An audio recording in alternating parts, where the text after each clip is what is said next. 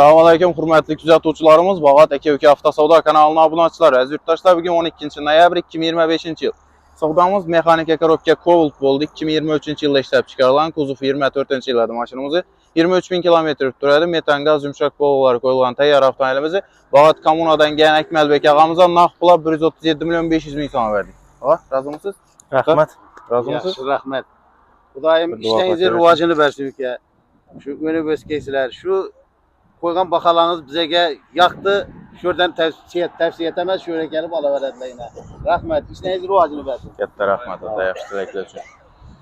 Do'stlar, ko'rib o'tamiz, sotgan mashinamiz 2023 yilda ishlab chiqarilgan mashinamiz. Kuzov 2024 yilda yumshoq balon, metan gazlar qo'yilgan. Yurgan probek 23.000 probek edi mashinamiz do'stlar. Naqd pul 137 milyon 500 ming so'm Bağat kommuna verdik mashina.